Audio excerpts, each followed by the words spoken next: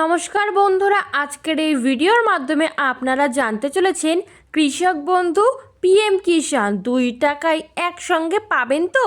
জানুন সম্পূর্ণ বিস্তারিত তথ্য সম্পর্কে। কৃষক বন্ধু আর পিএম কিষাণ 2 প্রকল্পের টাকা কি একসঙ্গে পাবেন? জানুন যোগ্যতা ও আবেদন পদ্ধতি। রাজ্যের কৃষক বন্ধু আর কেন্দ্রের পিএম কিষাণ সম্মান নিধি 2 প্রকল্পের সুবিধা কি একজন কৃষক একসঙ্গে পেতে পারেন? এই প্রশ্নই এখন ঘুরছে বহু কৃষকের মনে। প্রশাসন সূত্রে জানা গিয়েছে, এতদিন 2 প্রকল্পের ক্ষেত্রে নির্ধারিত যোগ্যতার শর্ত পূরণ করলে একজন কৃষক 2 প্রকল্পেরই সুবিধা পেতেন, কারণ একটি রাজ্য সরকারের এবং অন্যটি কেন্দ্রীয় সরকারের প্রকল্প।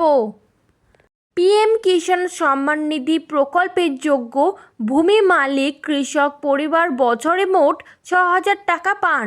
3টি কিস্তিতে 2,000 টাকা করে সরাসরি কৃষকের ব্যাংক অ্যাকাউন্টে এই টাকা জমা হয়। অন্যদিকে কৃষক বন্ধু প্রকল্পে 1 একর বা তার বেশি জমি থাকলে বছরে সর্বোচ্চ 10,000 টাকা এবং 1 একরের কম জমি থাকলে জমির পরিমাণ অনুযায়ী 2 কিস্তিতে ন্যূনতম মোট 4,000 টাকা পর্যন্ত আর্থিক সহায়তা দেওয়া হয়।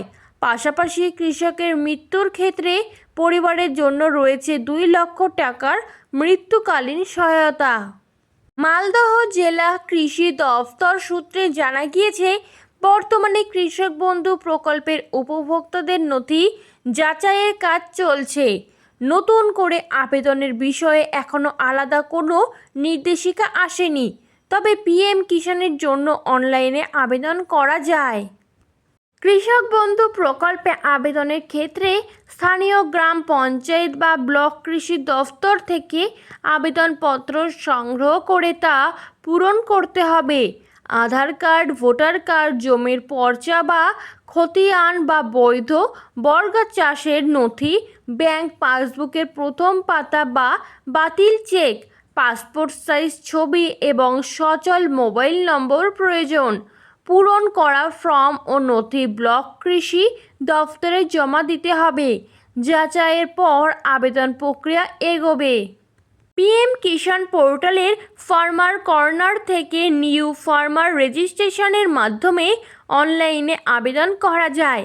আধার, মোবাইল নম্বর, জমির নথি এবং ব্যাংকের তথ্য দিতে হবে। অনলাইন আবেদন করার পর আবেদনপত্র সহ প্রয়োজনীয় নথিপত্রের জেরক্স কপি নিয়ে সংশ্লিষ্ট কৃষি দফতরে জমা দিতে হবে।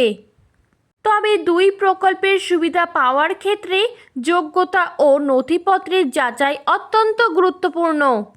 বর্তমানে কৃষক বন্ধু প্রকল্পের অন্তর্ভুক্ত উপভোক্তাদের নথি যাচাইকরণের কাজ চলছে, তবে এক্ষেত্রে পিএম কিষাণ প্রাপক উপভোক্তাদের নথিপত্র চাওয়া হয়নি এই যাচাইকরণ প্রক্রিয়ায়।